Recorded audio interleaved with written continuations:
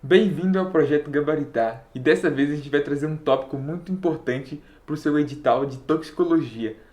O nome dele é Avaliação de Risco. E primeiro eu gostaria de conceituar: você já se questionou em algum momento da vida o que seria o risco? O risco não é aquele negócio que você faz em alguma superfície tipo vidro, mas sim é um conceito que é aplicado à toxicologia para prevenir algum tipo de agente químico que não pode ser usado porque prejudica a saúde, provoca algum efeito adverso. Mas existe uma distinção muito evidente e que é válido pontuar entre risco, avaliação de risco e perigo. São três conceitos diferentes que eu vou abordar agora para vocês. Primeiro, o que é o risco, afinal?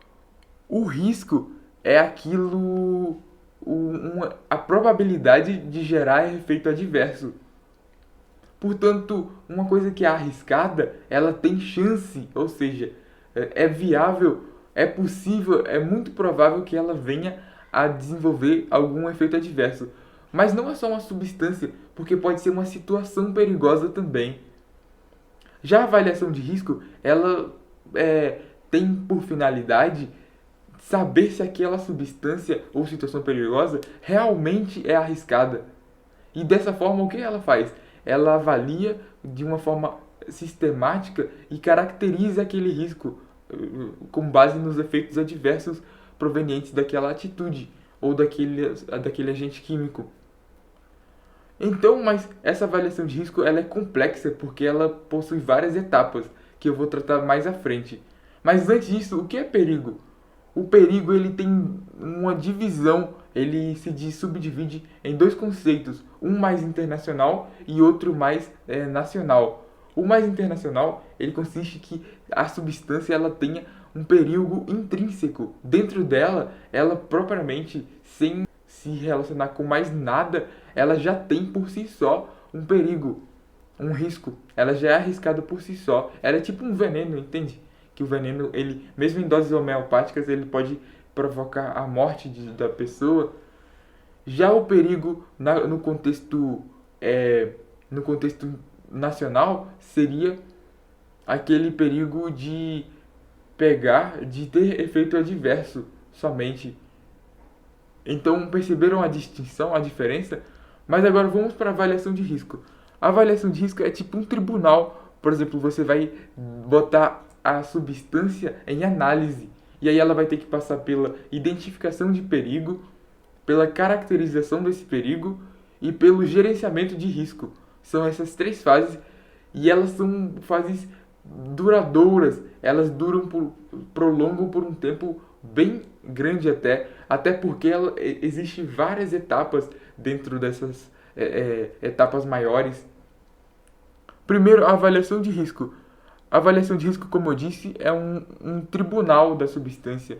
Então você tem que provar que ela realmente vai estar relacionada com os efeitos adversos. Primeiro, você pode usar o método de bioensaios, você pode usar o método de epidemiologia, o método de estruturatividade e o método mais importante também, que é os ensaios in vitro, que são os ensaios in vitro. Mas essas fases elas não são isoladas. Olha só a imagem, vocês conseguem ver no esquema aqui que existe uma troca. Você entende o mecanismo da ação, o mecanismo de toxicidade, e você vai para a parte da avaliação de risco. Com base na pesquisa, você dá informações à avaliação de risco para ela conseguir identificar o perigo e caracterizá-lo da maneira adequada, perceber a avaliação de dose e resposta, a avaliação de exposição, e isso tudo você vai ser utilizado para um bem maior, que seria o gerenciamento de risco, que é a decisão, o processo decisório com base naquilo tudo que você pesquisou anteriormente e os achados que você obteve. E aí o gerenciamento de risco é maior, é um tema mais amplo, ele relaciona mais áreas do conhecimento, tanto a área social, como política, economia, como também a área da saúde, que é da biologia. E também ele tem por característica a questão da comunicação. As partes interessadas elas têm de estar empenhadas naquela resolução. Então eu vou tratar de cada um desses temas aqui, ó, que é da identificação do perigo. Aqui também tem outro tipo de análise, que seriam os 6 passos para avaliação de risco importante ali. O problema, você contextualiza o problema, e aí você consegue fazer os objetivos dela são 4. O objetivo de ser benéfico, ter um balanceamento entre risco e benefício, definir prioridades, e o quarto item seria definir os riscos residuais e os níveis, quantificar os níveis de risco. São 4 objetivos.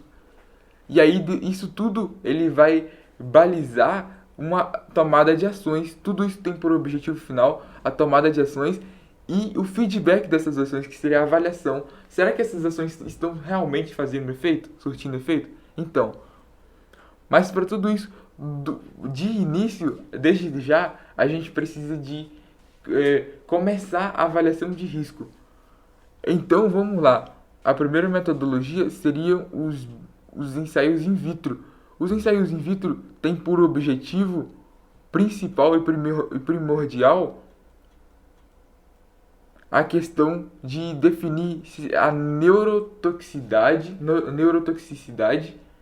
a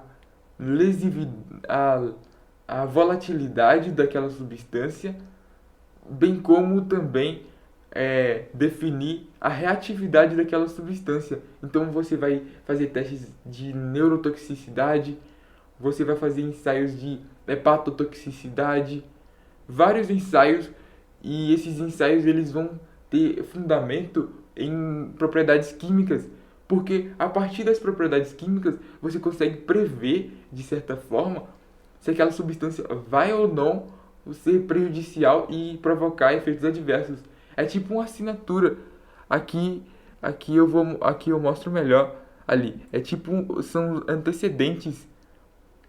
Se uma substância ela tem um perfil, por exemplo, ela tem reatividade, ela é muito volátil, ela possui algumas características de pH diferenciado, e a sua estrutura ela tem por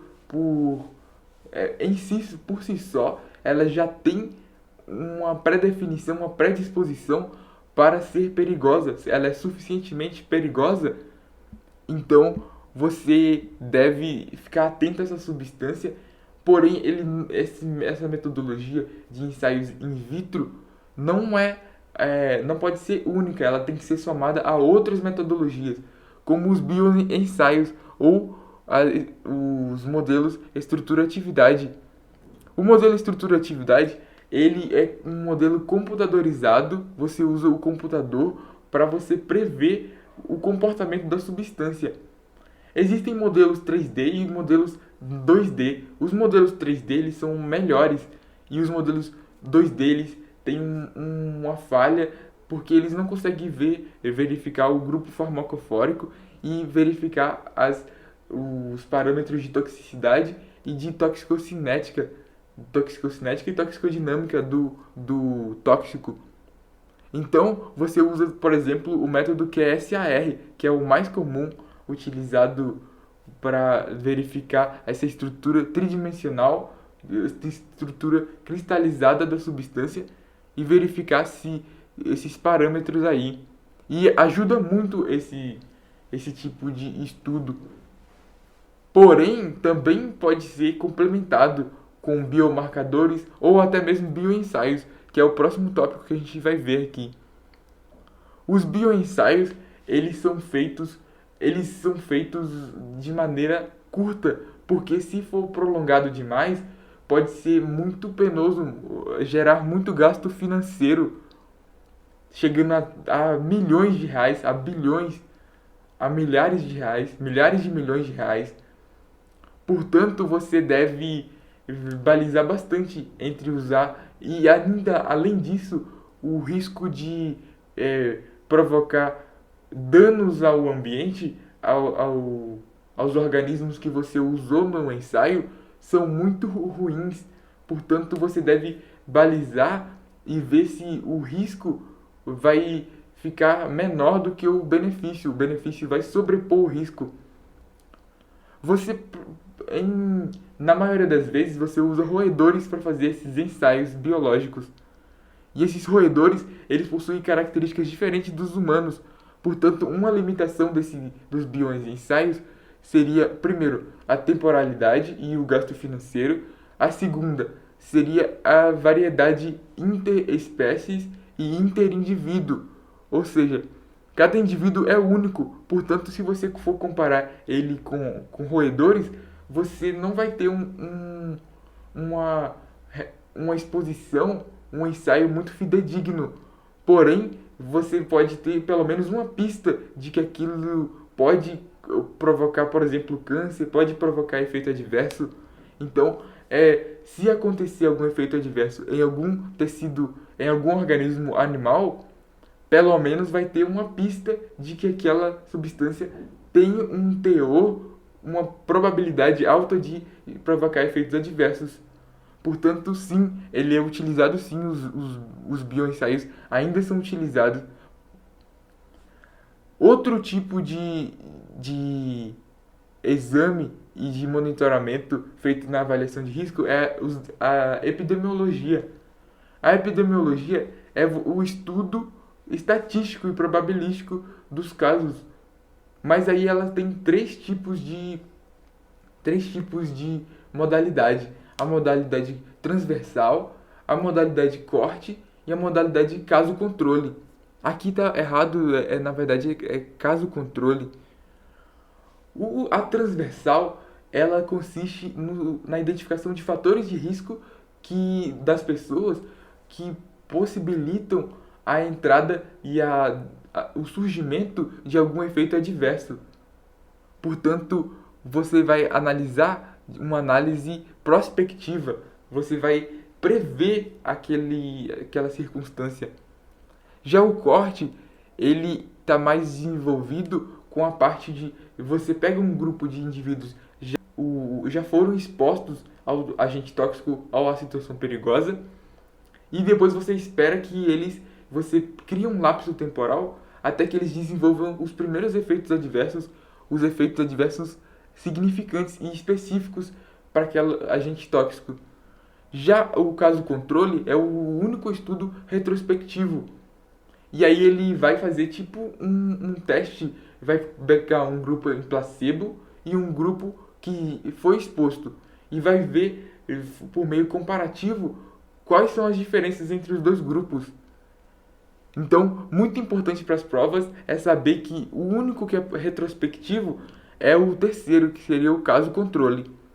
Aqui no slide e no quadro aqui, vocês podem ver outras comparações, como a principal aqui, a segunda linha, que é a sequência temporal, quais os tipos de comparação, a proporção, o índice de risco, as vantagens e as desvantagens. Uma desvantagem geral desses estudos epidemiológicos é que eles são exploratórios. Portanto, eles têm uma fraqueza de hipóteses até que razoável. Portanto, eles não devem ser analisados de maneira isolada, até porque existe muita miscigenação. E se você pegar uma amostragem ruim, com poucos números, com pouco quantitativo, com pouco N, você vai ter uma análise enviesada, uma análise errada sobre aquele determinado povo e sobre a substância. Você vai fazer, na lógica, na analogia que a gente usou atrás, você vai fazer um julgamento errado. Passando adiante, temos também a avaliação dose-risco. A avaliação dose-risco, você usa modelos matemáticos e probabilísticos para você definir valores e índices e parâmetros que têm uma relevância toxicológica importante. Um desses é o NOAEL e o LOAEL. O NOAEL vem do inglês, da palavra No Observed Adverse Effects Levels, Ou seja, é a maior dose não estatisticamente significativa, enquanto LOL é Lower Observed Adverse Effect Levels, portanto é a menor dose estatisticamente significativa. Entendeu a lógica? O NOAEL, enquanto o NOAEL ele é a maior dose, você tem que não tem efeito adverso. Por isso que tem o no. O no é uma negação. Então, é no observed, não foi observado efeitos adversos significativos com base na estatística. Sobre a perspectiva da estatística, não tem efeito adverso naquela dose, não há efeito adverso. Então é a maior dose possível que não tenha efeito adverso significativo para os parâmetros estatísticos. Já o LOAEL, ele é o contrário, ele é a menor dose que tem efeito significativo, efeito estatisticamente significativo. Agora, mas o ADI seria o Admitted Dose Index, que seria a dose que o indivíduo, que é aceitável para o indivíduo, que é a dose diária aceitável. O IN vem de dose, o D vem de diário e o A vem de aceitável. Portanto, você tem um tipo de dose que ela é aceitável. Com base nas pesquisas, você consegue extrapolar uma dose que é aceitável com base nesses dois itens aqui, no LOAEL e NOAEL. Então você usa uma fórmula que seria NOAEL dividido pelos fatores limitantes, que seria o UF vezes o MF.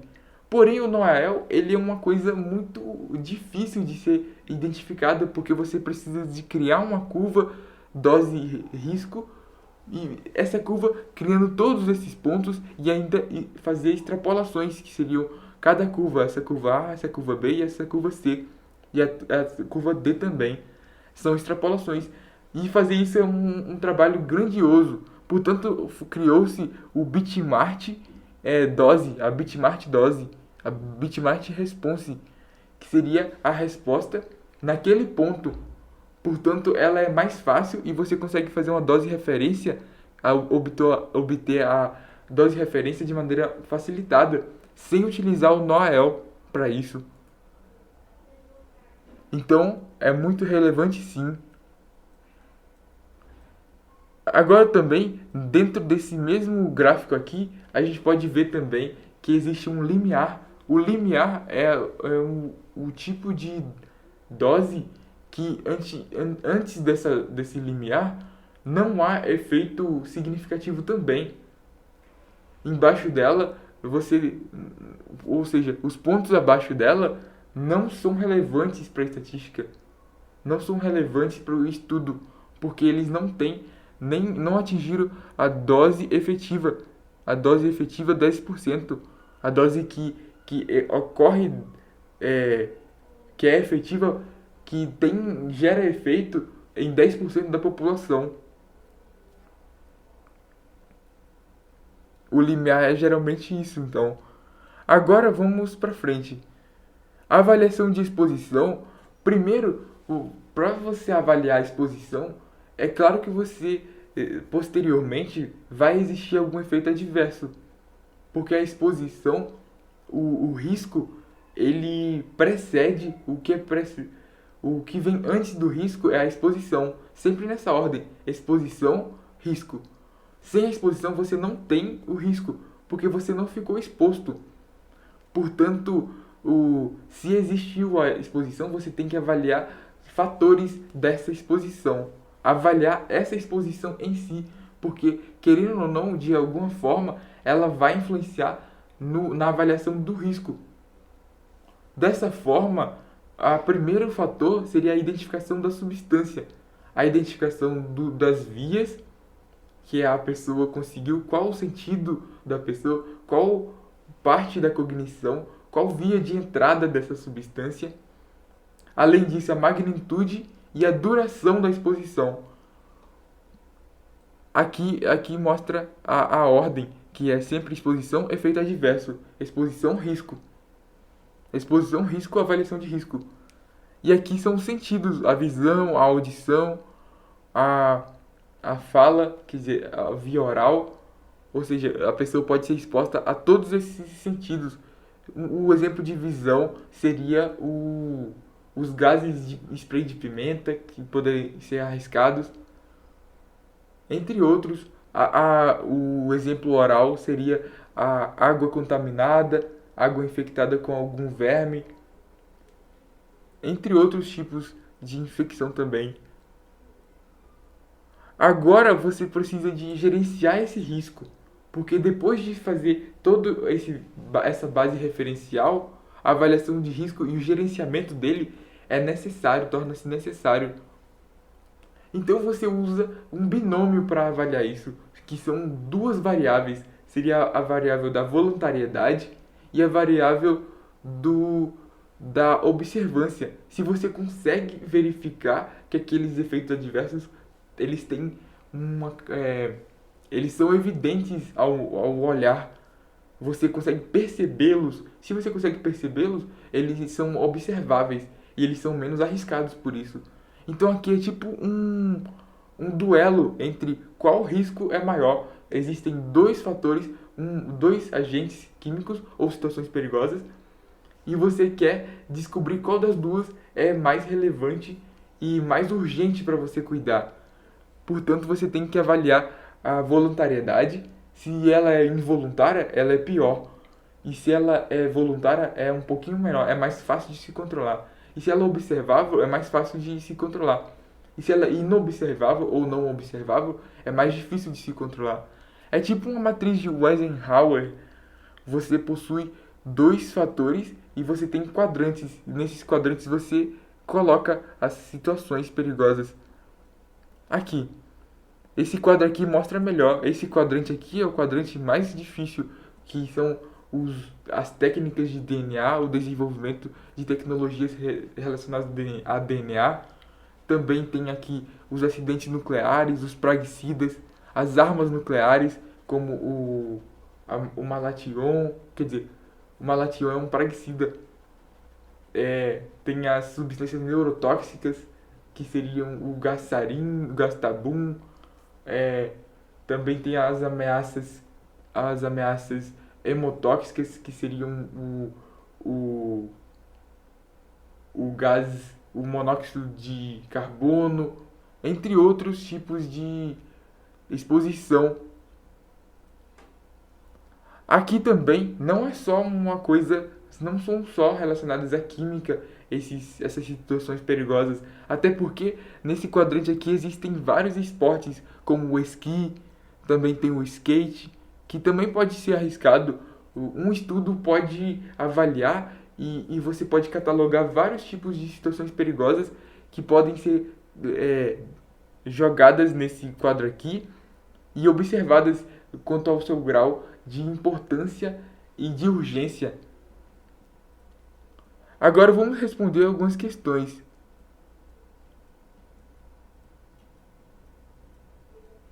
A primeira questão é a seguinte: o conceito de risco é a caracterização sistemática dos efeitos adversos provenientes de agentes químicos ou situações perigosas. Já o perigo pode ser conceituado de duas formas. Errado, porque você percebe aqui a banca CESP, ela tem a tendência de inverter conceitos. E nesse caso foi invertido de maneira pontual, porque o conceito de risco é a probabilidade de efeito adverso e não a caracterização dele. Isso daqui seria o conceito de avaliação de risco. O perigo ele pode ser considerado de duas formas. Sim, o perigo pode ser considerado como risco intrínseco e também propriedade de geração de efeitos adversos. Agora, 2. Essas questões aqui que eu... aliás, essas questões elas foram elaboradas por mim. Portanto, elas não têm uma tendência de... Elas podem ter algum comprometimento na estrutura algum tipo de errinho, então relevem esses erros. É mais, essas questões foram realizadas com o objetivo mais de fixar a matéria.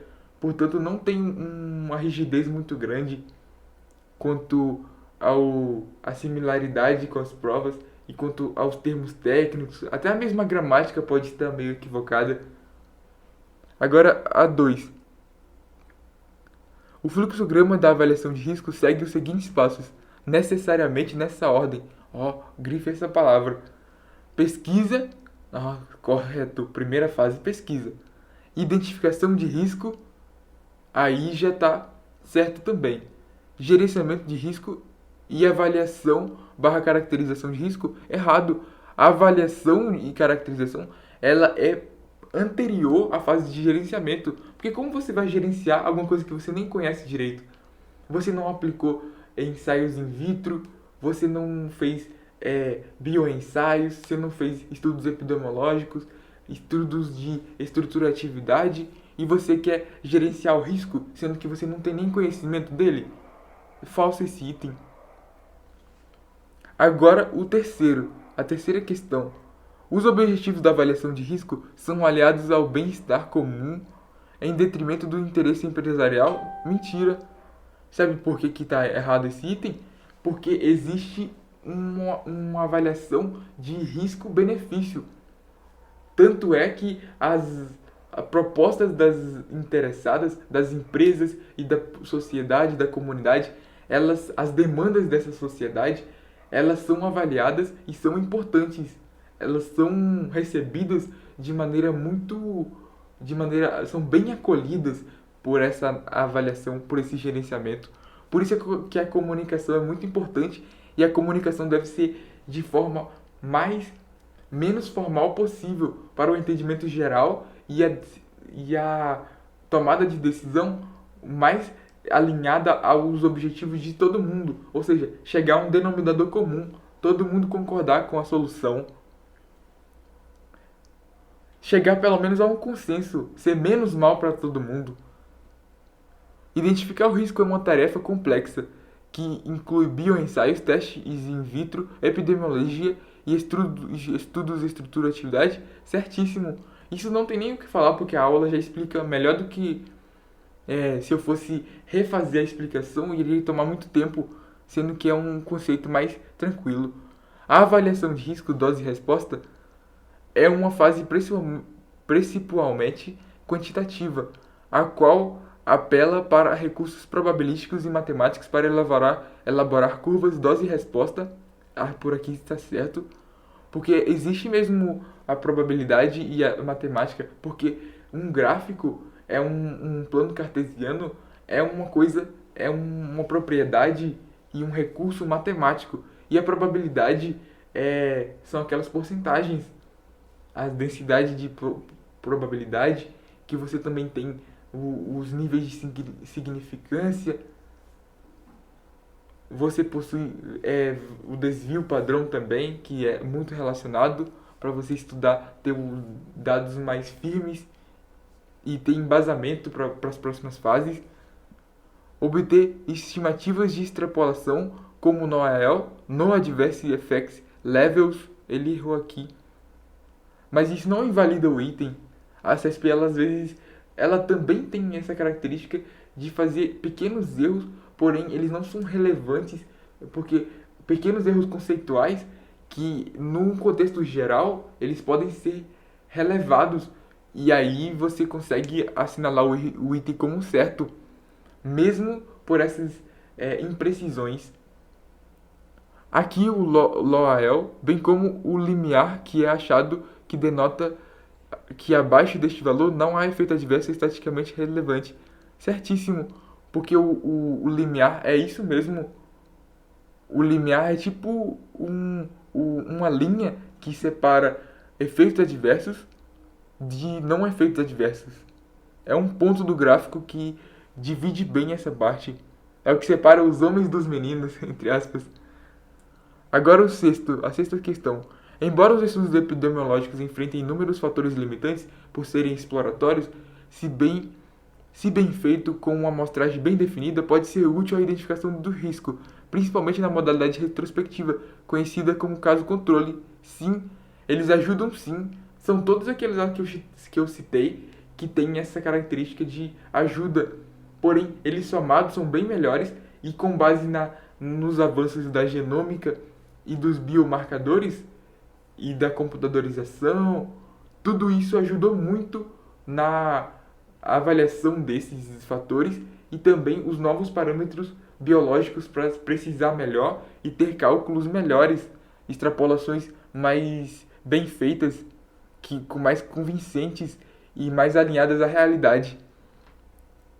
Há a viabilidade de existir o risco e efeitos adversos sem a constatação de exposição por alguma via de algum agente ou situação perigosa? Errado, porque, como eu disse, todas as substâncias, todos os efeitos adversos, eles têm um nexo de causalidade. Existe alguma situação perigosa ou agente químico que vai viabilizar que uma pessoa vai ser exposta, que vai desencadear esse efeito adverso. Portanto, é nessa ordem. A ordem deve ser seguida. Até porque se não existisse agente ou situação perigosa, não existiria razão para você ter uma avaliação de risco. Agora, a oitava. O gerenciamento de risco se norteia pela participação dos interessados e também da aproximação com o ambiente real. Sim. Nessa etapa, a comunicação deve atentar-se ao diálogo mais técnico. Mentira, é um diálogo menos formal possível e avaliar da maior relevância para os perigos voluntários e observáveis. Não, eles têm que dar mais importância para os perigos inobserváveis, que são aqueles que não podem ser observados, e os involuntários. Involuntário seria a poluição, os lixos químicos, lixos radioativos, desenvolvimento de técnicas de DNA, entre outros fatores. Agora, a nona questão. Ameaças nucleares e armas químicas são alvo de preocupação governamental e internacional, já que são classificadas como perigo inobservável e involuntário. No Brasil, há leis ambientais que tratam sobre essa pauta, sim. As armas químicas, sim, e as ameaças nucleares também têm essa característica. Inclusive, os praguicidas também podem estar relacionados nesse item. E outras ameaças também, como a formulação de armas químicas com potencial de destruição massivo. Agora, sobre a 10ª questão, ela é a última. A evolução da biologia molecular e da genômica contribui para diminuir os limites metodológicos como a variedade de suscetibilidade e miscigenação. Sim, tudo que é avanço colabora de alguma forma para os ensaios e para as estimativas matemáticas e probabilísticas ficarem mais importantes, serem mais importantes e mais convincentes, mais bem formuladas e mais relevantes para a tomada de decisão mais assertiva. Então, galera, essa foi a aula. Espero que vocês tenham gostado do conteúdo. Foi bastante conteúdo até então. O material talvez eu vou disponibilizar na descrição. E é isso, fiquem com Deus e até a próxima.